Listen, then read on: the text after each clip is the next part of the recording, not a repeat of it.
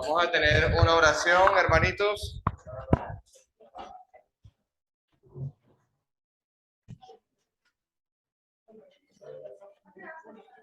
Bueno, vamos a orar, hermanito. Hermano Robert, por favor. Oración por el estudio bíblico. Oremos. Padre Santo que estás en el cielo, en el nombre de Jesús, venimos aquí, mi Dios, a recibir este estudio que nuestro hermano Alejandro se ha preparado y que tú le has dado, mi Dios, este estudio para que nosotros podamos aprender este día. Así, mi Dios, te pedimos de que le uses, el Espíritu Santo siempre esté dirigiendo cada una de sus palabras, mi Dios, y así poder aprender y atesorar tu santa palabra. Bendiga a todos los que estamos aquí, a los que faltan por llegar, y Dios, que nuestro hermano que está preparado sea tu herramienta principal en esta bonita estudio. En el nombre poderoso de nuestro Señor Jesús. Amén. Amén. Bueno, hermanos, bendiciones. Dios les bendiga grandemente. Damos inicio. Mi vida, hermanito Liz. Ahí va,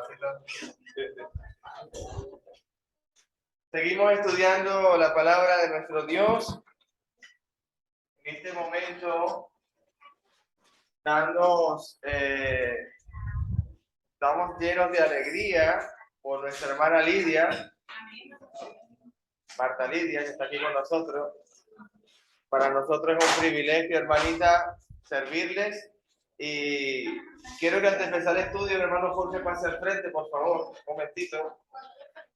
Y le traemos un presente. Y dice la palabra escrita aquí en este hermoso libro de la Biblia: para Lidia, de la Iglesia de Cristo de Madrid Pacífico, Dios te bendiga siempre, y que este libro sea la guía en todo lo que hagas, y que hoy en adelante tendrás el Consolador, el Espíritu Santo en tu corazón. Romanos 5:5. Y la esperanza no avergüenza, porque el amor ha sido derramado en nuestros corazones por el Espíritu Santo. Dios te bendiga, hermanita. Hermanito, por favor, haga usted. Vamos adelante. No sea parte de su don, este libro de la ley.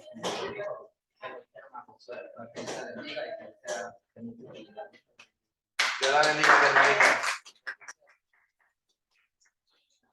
Bueno, entrando en el estudio de la palabra, y damos gracias por este hermoso momento. Ayer hubo fiesta en los cielos, nos regocijamos con nuestra hermana Lidia. Y hay un pasaje que estábamos estudiando clase pasada, estuvimos viendo ese momento de Juan capítulo 3 con Nicodemo. Luego vimos cómo era necesario que Juan el Bautista menguara, es decir, él dejara de estar más arriba que el propio maestro. Es necesario que yo mengue para que él crezca. Dice el versículo 31, Juan capítulo 3, verso 31, él vino de lo alto y es superior a cualquier otro. Juan el Bautista reconoce que él viene de lo alto. ¿De dónde viene Juan? Yo pregunto. Juan es terrenal y cosas terrenales habla. Como nosotros somos terrenales y hablamos cosas terrenales. Juan el Bautista está claro de quién es el maestro. Él proviene de lo alto. Nosotros somos de la tierra y hablamos cosas terrenales, pero él vino del cielo y es superior a todos. Es necesario que yo mengue y que él crezca. Versículo 32, él da testimonio de lo que ha visto y oído, pero que pocos creen lo que dicen. Todo el que acepta su testimonio puede confirmar que Dios es veraz. Versículo 34, pero él es enviado por Dios y habla palabras de Dios, porque Dios le da el espíritu sin límites. ¿Cómo dice Reina Valera? Por favor, léame usted, hermanito, el verso 32 y luego el 33.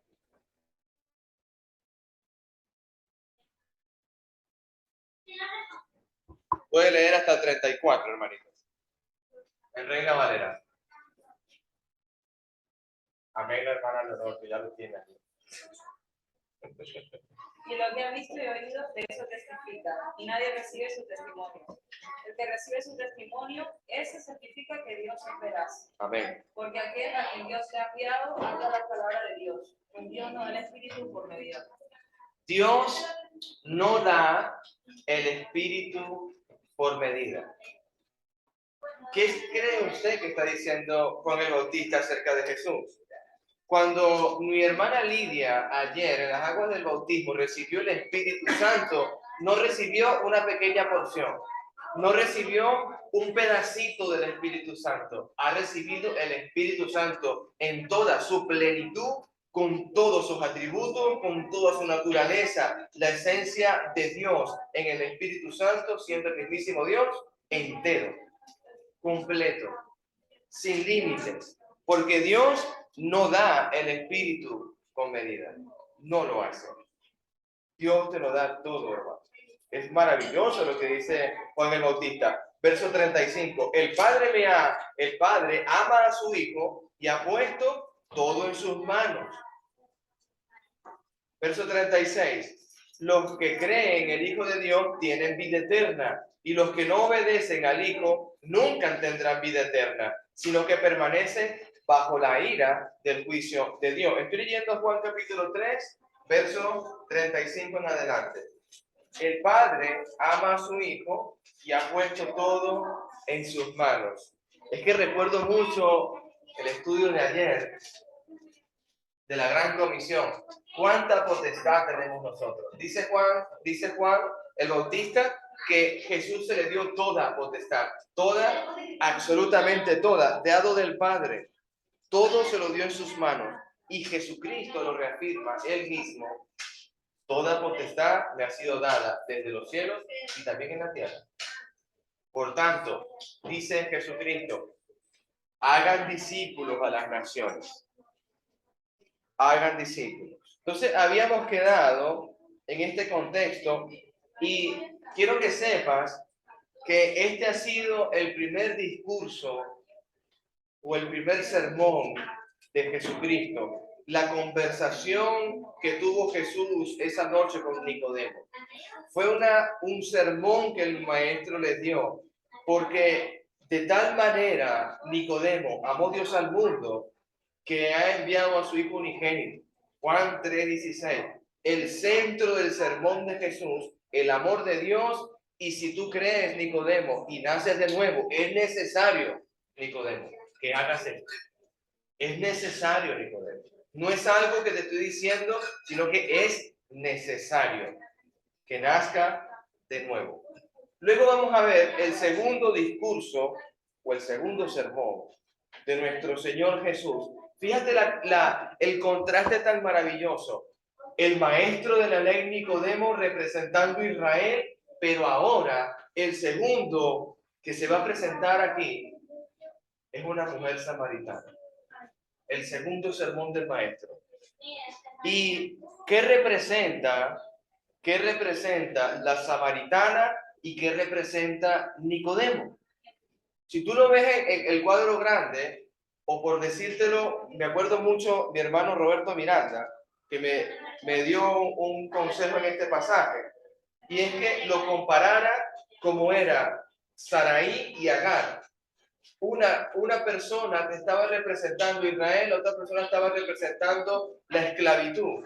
Agar representaba la esclavitud, eso es el libro de Gálatas capítulo 4, lo puedes ver ahí. Ahora, ¿qué representa para nosotros la samaritana? ¿Y qué representa para nosotros Nicodemo? Representaba un hombre piadoso y conocedor de la palabra, el maestro Nicodemo. La samaritana va a representarnos a nosotros. La samaritana no pertenece al pueblo judío. ¿Sabes qué tienen en común? Estoy dando una breve introducción porque hay que estudiar el pasaje. ¿Sabes qué tienen en común los samaritanos y los judíos? Única cosa que tienen en común es el pozo de Jacob. Porque ahí tenían que irse a tomar agua, tanto judíos como samaritanos. Pero el tema es que ese pozo de Jacob, Samaria dice, ese es el pozo de nuestro padre Jacobo. Y los judíos dicen, sí, verdaderamente, ese es el pozo de nuestro padre Jacobo. Pero la palabra me dice que Jesucristo, al salir de la región donde está con Nicodemo, tiene que subir a Galilea. Había dos formas de subir. O bordeabas y se convertía tu camino el triple o 4 veces más largo para no pasar ni pisar tierra de samaritano, porque eso es algo inmundo para un judío y quizás me contamine o me consiga por el camino a alguien que no quiero conseguir, decía el judío. Y preferían bordear todo el país y irse por otras regiones, nunca pasar por Samaria. Versículo 1, capítulo 4. Jesús sabía que los fariseos se habían enterado de que él hacía y bautizaba más discípulos que Juan, aunque no era Jesús mismo quien bautizaba, sino sus discípulos. Así que fue a Judea y volvió. ¿A dónde? Va a Galilea, hermano. Va a Galilea. En el camino, fíjate cómo dice, tenía que pasar por Samaria. Es necesario, si no me equivoco, dice la Evangelio. ¿Sí? Tenía que pasar por Samaria. Cuando Jesucristo, hermano, él anuncia su muerte, afirma su rostro a Jerusalén y dice, yo tengo que ir a Jerusalén. Jesucristo está determinado, hermano, a ir a Samaria. Donde ningún judío quiere ir, Jesucristo está determinado a ir a Samaria. Bienvenido, hermanito, Dios les bendiga. ¿Hay algún conflicto en el versículo 1? Me refiero cuando Jesús dice que los discípulos de Juan están diciendo que Jesucristo bautizaba más discípulos. ¿Hay un conflicto allí? Le doy una pequeña luz. Juan el Bautista bautizaba con bautismo de arrepentimiento y decía, acercaos y bautícense y arrepiéntanse de sus malos caminos. Y era un bautismo de arrepentimiento.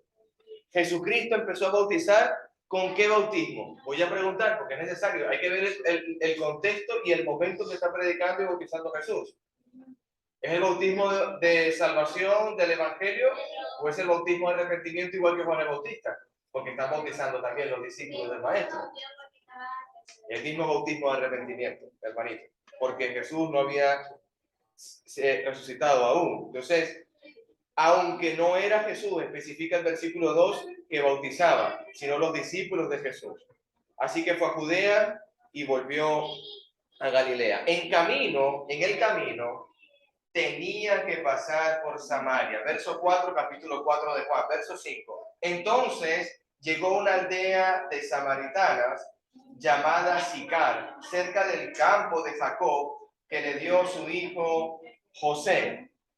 Ese va a ser, hermanito, el único punto en común entre judíos y samaritanos, que allí hay un pozo, que es del padre Jacob. En todo lo demás no existe ni comunión. Más bien, si yo trato con un samaritano siendo judío, ahí hay odio, hay rencor, hay un rechazo. Eso es parecido Israel-Edom, Israel con los edomitas. Jacobo, aunque vemos el desprecio de la primogenitura, Esaú despreció y después la lloró con lágrimas, dice el libro de los Hebreos, pero hay una rivalidad tremenda entre ellos dos, entre naciones, y aquí entre judíos y samaritanos. Te digo otra cosa. Cuando Jesús fue a Samaria a predicar, no les escucharon. El panelista puede ayudar a Dubley a bajar el carrito, gracias a Dios. No les escucharon. Y Juan, el apóstol Juan, el que escribe este libro, el que escribe Apocalipsis, las 3 cartas, y las 2 cartas, perdón, 3 cartas, sí. Él mismo le dijo, maestro, ¿quiere que oremos para que descienda fuego del cielo y los consuma? Juan le dijo al maestro, maestro, ya que no te voy en Samaria, ¿quiere que oremos para que descienda fuego y los consuma? Es increíble el corazón de los apóstoles y el corazón de nuestro maestro.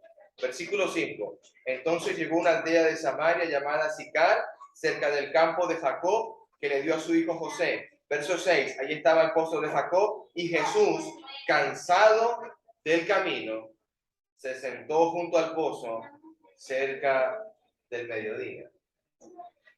Cerca del mediodía. Jesús cansado del camino. El apóstol Juan quiere presentarnos al Maestro totalmente humano, totalmente Dios. El apóstol Juan está procurando en sus detalles de escritura decir que Jesús está cansado del camino.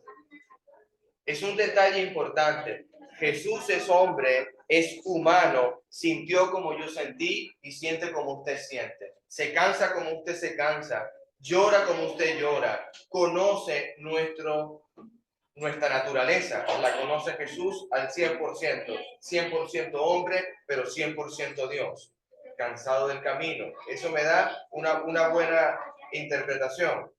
Dice la palabra,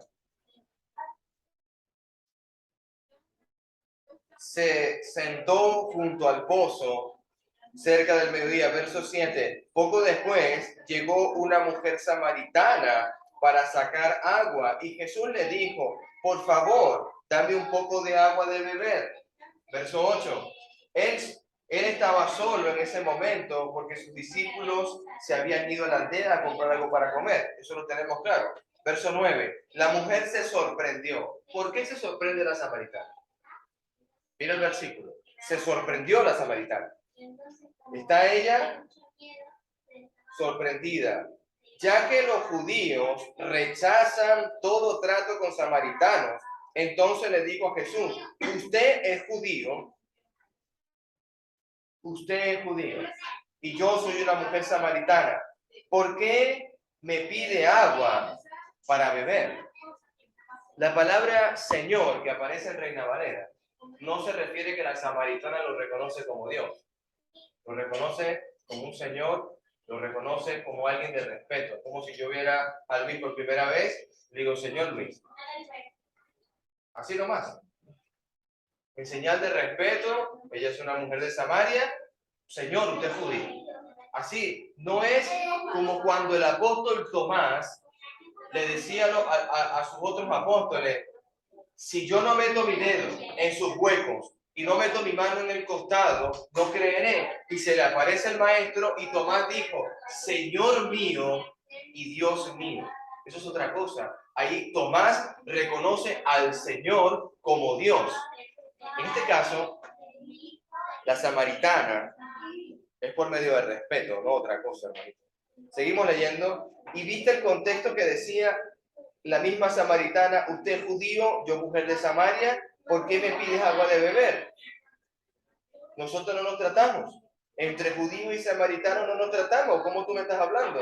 Verso 10, Jesús contesta, si tan solo supieras el regalo de Dios, el regalo que Dios tiene para ti, y con quien estabas hablando tú, me pedirías a mí y yo te daría agua viva.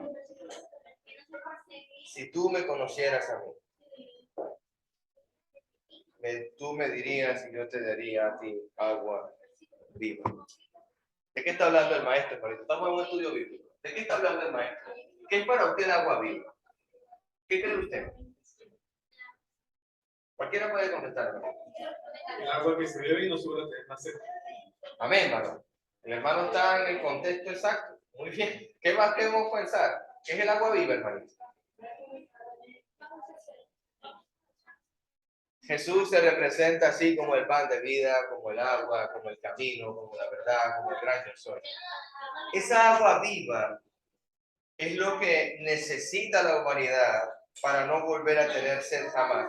Jesús se refiere a nuestras necesidades básicas para que yo pueda entender que yo necesito suplir algo que siempre me va a faltar. Yo necesito siempre beber agua porque siempre necesito hidratar mi cuerpo, si no me voy a morir. Así Jesús te está diciendo, tú necesitas agua viva, porque si no también vas a morir. Y el agua viva que tú necesitas, yo necesito, es la salvación, Jesús mismo. Verso 11, pero Señor, usted no tiene ni una soga ni un balde, dijo ella, y ese pozo es muy profundo. ¿de dónde voy a sacar agua viva? ¿De dónde vas a sacarla? Ella está muy clara, hermano. ¿Te estás dando cuenta el corazón de la samaritana y el corazón de Nicodemo? Nicodemo, es necesario que nazcas de nuevo. ¿Y cómo es eso? Yo siendo viejo, volveré a entrar en el vientre de mi madre y volveré a nacer. ¿Cómo tú vas a sacar agua viva? No tienes soga, no tienes balde. El corazón de querer oír la palabra de Dios, el corazón de querer saber lo que está diciendo ese Señor. Rabí, sé que vienes de Dios porque hace muchos milagros. Y tú eres judío y no sabes que entre samaritanos no nos hablamos. Estamos hablando de una conversación que quizás tú me dirás, hermano Alejandro, pero no hay comparación. Sí hay, porque en la variable o en la ecuación hay una constante. ¿Y sabes cuál es? Jesús. No cambia la ecuación. Cuando Jesús está dentro, el resultado tiene que ser maravilloso. Cuando tú hablas con el maestro, sea Nicodemo, sea la samaritana, sean las naciones, sean los apóstoles, la ecuación es maravillosa, porque cuando está Jesús ahí, va a haber bendición. Y la respuesta es maravillosa. Sigue leyendo conmigo. Pero, Señor, usted no tiene ni una soga. Verso 11. Ella le dijo, este pozo es muy profundo. ¿De dónde vas a sacar agua? Verso 12. Además, ¿se cree usted superior a nuestro antepasado Jacob, quien nos dio este pozo? ¿Acaso te crees tú superior que Jacobo? Hermano, ¿tú sabes quién es Jacobo? ¿Alguien puede decirme aquí en esta clase quién es Jacobo? Para que la samaritana lo tenga tan alto. ¿Qué ha hecho Jacobo? A ver, el hijo del gran, ¿quién? ¿Cómo se llaman los padres de Jacobo? Isaac, ¿no? La descendencia directa, Jacobo. ¿Pero qué más hizo Jacobo? ¿Ah? Jacob. Jacob, gracias, hermano. ¿Qué hizo este hombre? Para que ella dijera, ¿tú te crees superior a Jacob? ¿Tú eres mayor que él? Aquel israelita que tuvo descendencia, estableció tribu, tomó la tierra prometida, la repartió con Josué y vimos que los hijos pertenecieron a todas las tribus. ¿Tú eres mayor que él? Pues sí, soy mayor que Jacob. Me encanta el pasaje. ¿Usted es superior? Primera pregunta. Segunda pregunta, ¿cómo puede usted ofrecer mejor agua que la que disfrutaron los chicos de y los animales? ¿Cómo tú puedes decirme a mí que esta agua es mejor? Vete a vete a Génesis 28. Te voy a mostrar algo. El viernes estuve dando un estudio de de Génesis 28. Y vamos a leer del 27. Capítulo 27, un poquito más atrás.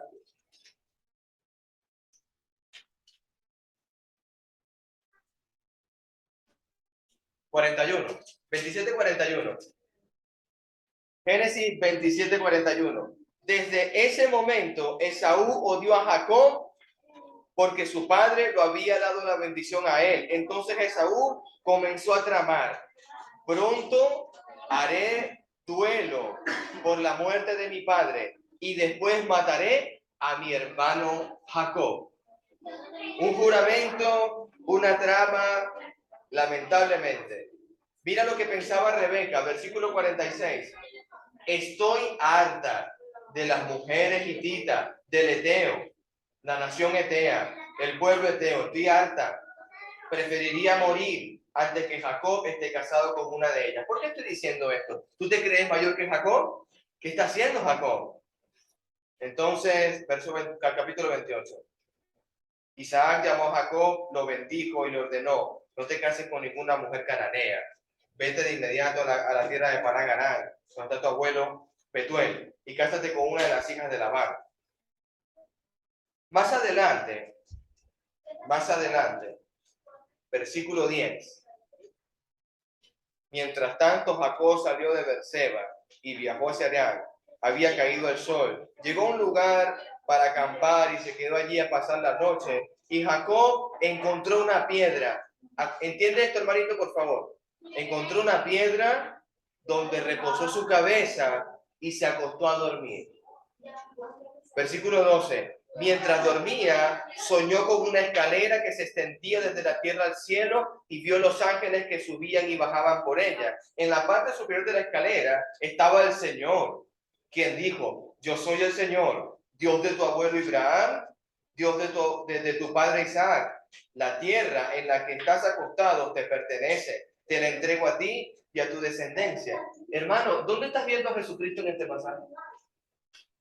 Mira, versículo 11.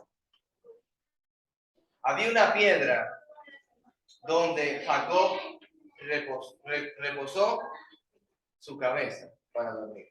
Y viene Jesús, Nuevo Testamento. ¿Ustedes me quieren seguir a mí? ¿Ustedes quieren seguirme a mí? Pues el Hijo del Hombre no tiene ni siquiera dónde recostar su cabeza. ¿Tú eres mayor que Jacob? Jacob es un gran hombre. Y recostó su cabeza en piedra y Dios le mostró lo que iba a hacer con él.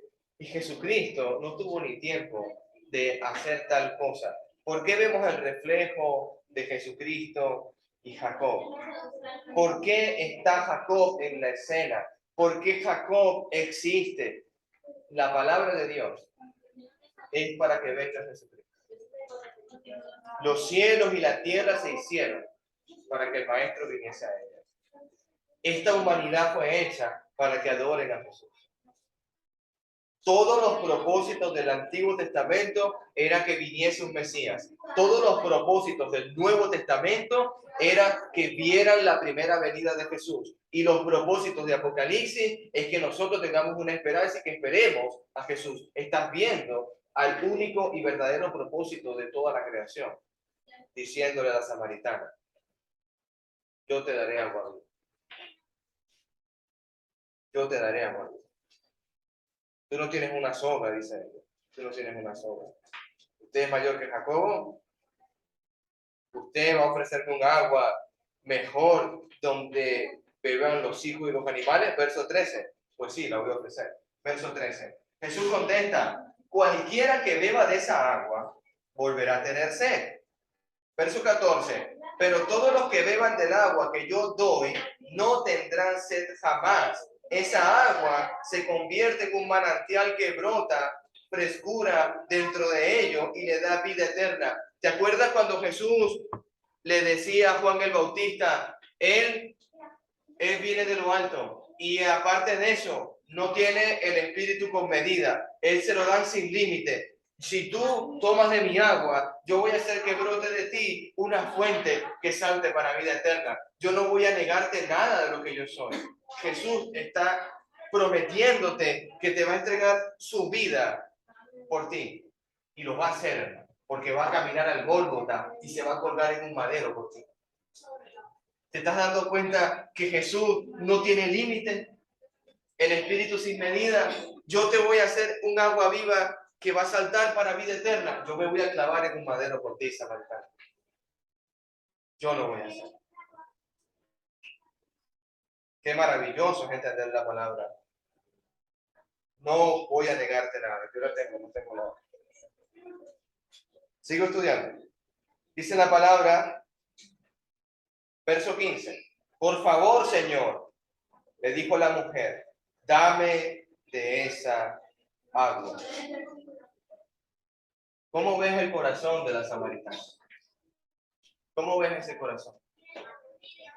Necesitaba que alguien le calmase la sed interna.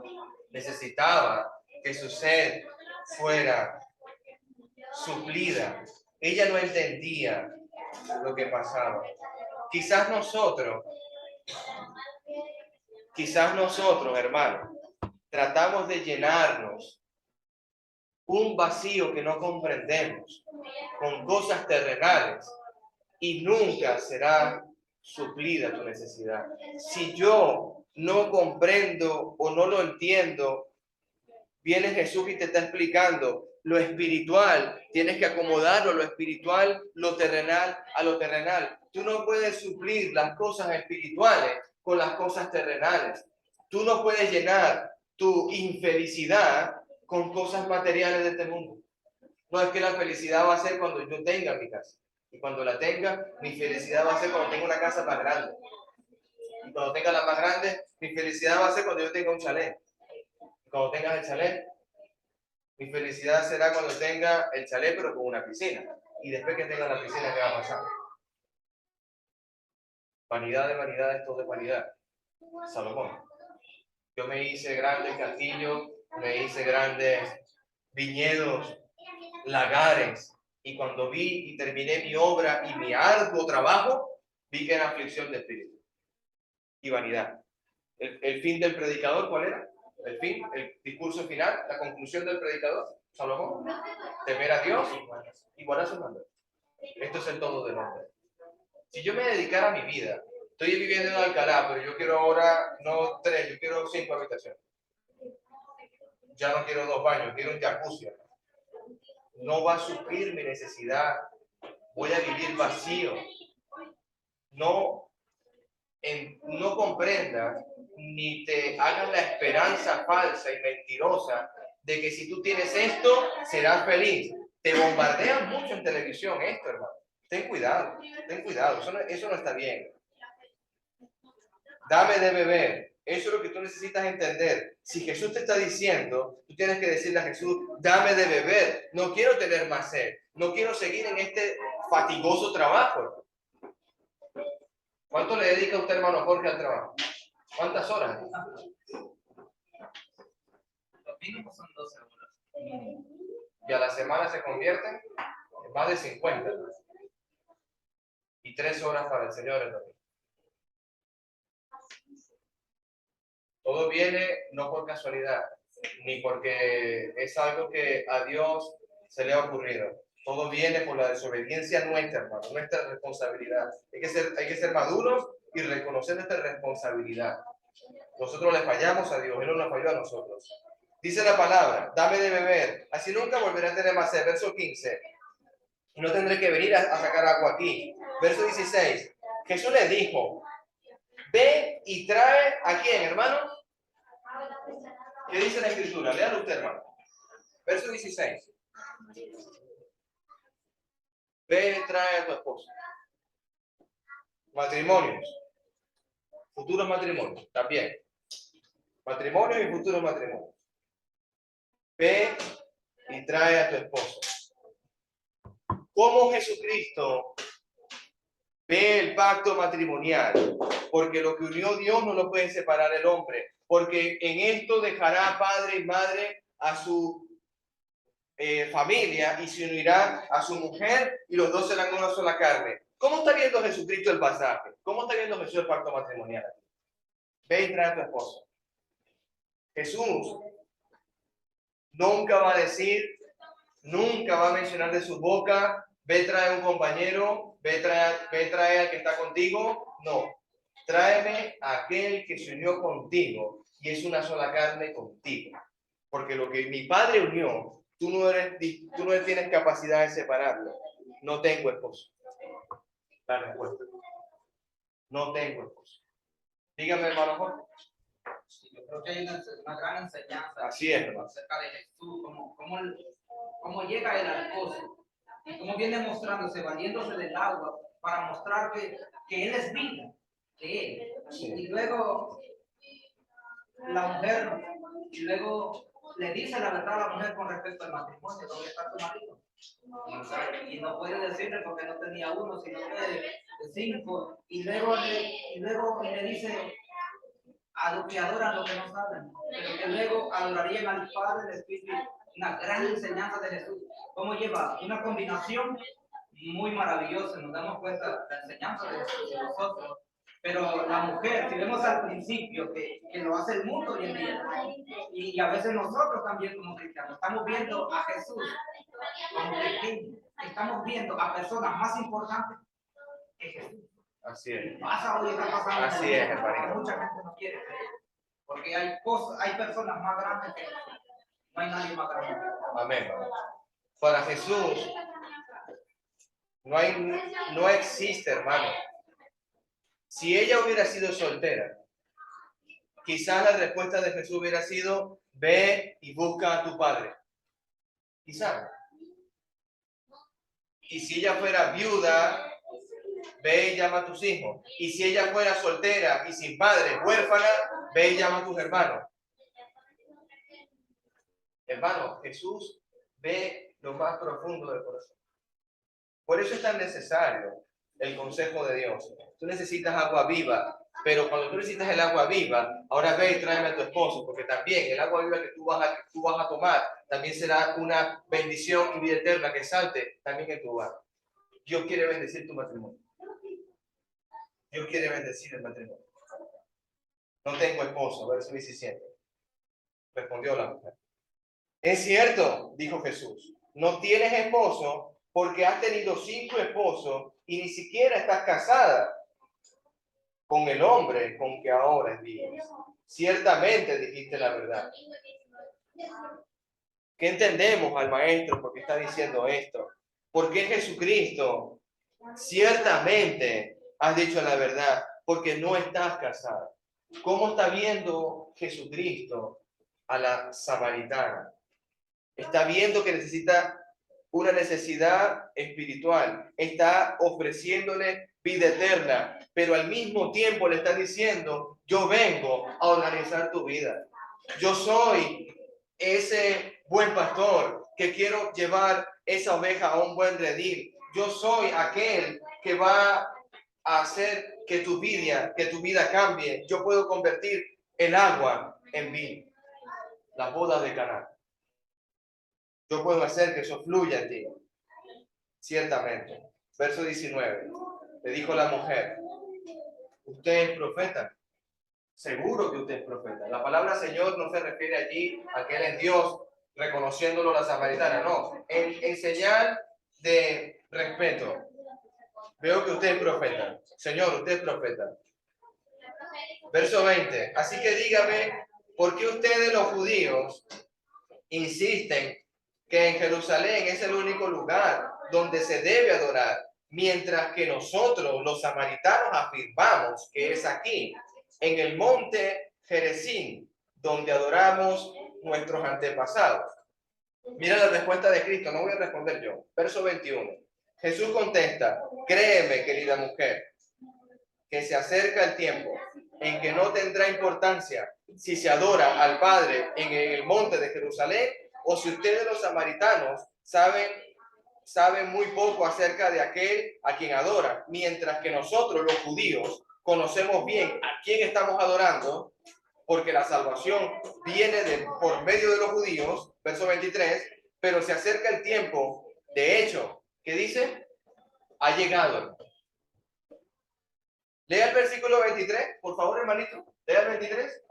Mas ahora viene, y ahora es cuando los verdaderos adoradores adorarán al Padre en espíritu y en verdad, porque también el Padre, tales adoradores, busca que le adoren. Hermana, hermanito, Jesús le dice a la samaritana, ¿sabes algo, mujer? Tú no sabes muy bien a quién estás adorando, porque no provienes de la nación judía, ni estás siguiendo la ley de Moisés y los 600 estatutos y las leyes y los rituales que mi padre les había dicho. Pero tú no sabes muy bien cómo estás adorando, pero ha llegado la hora de que lo sepas. Y este momento ha llegado, a quien verdaderamente vas a adorar. Versículo 23, pero se acerca el tiempo, y de hecho ha llegado, tiempo presente. Jesús se pone en el pasaje como quien. Llegó el Dios a tu presencia. Llegó el Mesías a tu presencia. Llegó el Salvador del mundo y está hablando contigo. El tiempo ha llegado. Ya no sabes lo que estabas adorando, pero desde ahora sí lo vas a saber. Me adoras a mí, el creador de los cielos y la tierra. Porque Padre, glorifica a tu Hijo, Juan 17, como la gloria que tuve cuando estaba contigo antes de la fundación del mundo. Antes de la fundación del mundo, Padre, glorifícame a mí, dice Jesús. El tiempo ha llegado, cuando los verdaderos adoradores adorarán al Padre en espíritu y en verdad. Yo quiero darte, samaritana, el espíritu sin medida. Yo quiero darte un agua que salte para ti y para vida eterna. Yo quiero que organices tu vida. Yo quiero que tú seas una hija para mí, una hermana para mí. Llegará el momento y ha llegado. Por eso es que el apóstol Pablo, cuando oigáis la voz del momento de la buena nueva, no endurezcáis vuestros corazones como en el día de la provocación. El tiempo ha llegado. El Padre busca a esas personas. Verso 24. Pues Dios es espíritu. Pues Dios es espíritu. Capítulo 3. Mira conmigo. Verso 34. Pues Él es enviado por Dios y habla palabras de Dios, porque Dios le ha dado el espíritu sin límites. Y estamos leyendo nuevamente en este mismo versículo que Dios es espíritu, hermano. Vemos Dios Padre, vemos a Jesucristo Dios y ahora vemos al Espíritu Santo como Dios, la Trinidad perfecta, mi hermanito. Qué hermoso ver esto. Dios es espíritu. Pues eso, todos los que le adoran deben de hacerlo en espíritu y en verdad. Y la mujer le dijo, verso 25, sé que el Mesías está por venir, al que llaman Cristo. Cuando Él venga, nos explicará todas las cosas. Hermanito, cuando nosotros te decíamos, o te decía el predicador o el evangelista cuando te estaba diciendo que te bautizara y te decía, hermanita, hermanito, amigo, amiga, fulano, fulanita, vino un hombre del cielo y es el mismo Dios, se clavó en una cruz por ti, murió y resucitó entre los muertos. Estaba diciendo lo que está diciendo Jesús a la samaritana. Él buscaba darte agua vida. Tú bebiste en esa agua. Me llama la atención esa parte, porque yo siempre recuerdo mi bautismo. A mí no se me olvida, hermano, en ese año que yo estuve allí, estaban mis evangelistas, y es un momento maravilloso para mi vida. Nacer de nuevo. Nacer de nuevo. Él nos explicará todas las cosas. Verso 26. ¿Qué le dice el maestro?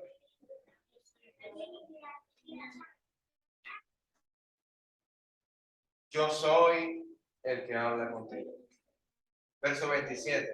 Justo en ese momento volvieron sus discípulos, se sorprendieron a ver que Jesús hablaba con una mujer. ¿Por qué se sorprenden? Porque judíos y samaritanos no se hablan. ¿Qué hace el maestro hablando con una samaritana? ¿Qué hace el maestro hablando con ella? ¿Qué hora tengo? Me quedan 2 minutos. Dice, ¿qué quieres de ella? ¿O por qué le hablas? Versículo 28. La mujer dejó su cántaro junto al pozo y volvió corriendo a la aldea mientras les decía a todos, vengan a ver a un hombre que me dijo todo lo que he hecho en mi vida. Vengan a ver un hombre que me dijo todo lo que ha hecho en mi vida. ¿Usted cree que se va a esconder de Dios en todo lo que ha hecho en su vida? ¿Usted piensa que es capaz de decirnos a nosotros en una congregación que hace esto y aquello y fuera de allá en lo secreto obra diferente, y aunque yo nunca me entere y me muera y yo no lo pueda ni exhortar, ¿usted cree que se va a esconder de Dios?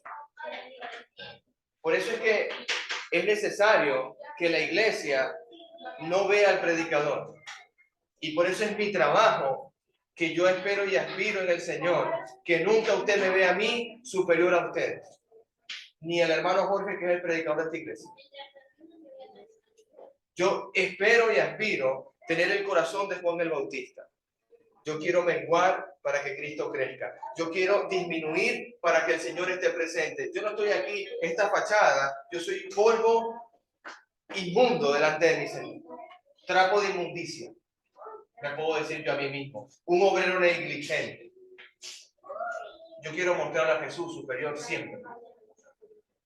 Yo le decía al hermano, es necesario que no tan solo Jorge venga y haga el trabajo, o que no tan solo Alejandro venga y haga el trabajo. Yo necesito que Luis haga el trabajo, necesito que Roberto haga el trabajo, necesito que los líderes de esta iglesia hagan el trabajo, y que no se enseñoree uno delante de la congregación. Ya lo vamos a estudiar, porque eso viene en el pasaje. Tengo que concluir porque se me acabó el tiempo. La gente salió de la aldea para verlo. Justo en ese momento, verso 27, volvieron sus discípulos, se sorprendieron a ver que hablaba con la samaritana. Verso 28, la mujer dejó el cántaro junto al pozo. Verso 29, vengan a ver al hombre que me dijo todo lo que ha hecho en mi vida. ¿No será este el Mesías? Verso 30, y quedamos. Así que la gente salió de la aldea para verlo, y mientras tanto los discípulos le insistían a Jesús, Rabí, come algo. Jesús respondió, yo tengo una clase de alimento que ustedes no conocen. Voy a parar aquí. Rabí, come algo. Qué importante para el discípulo que su maestro come.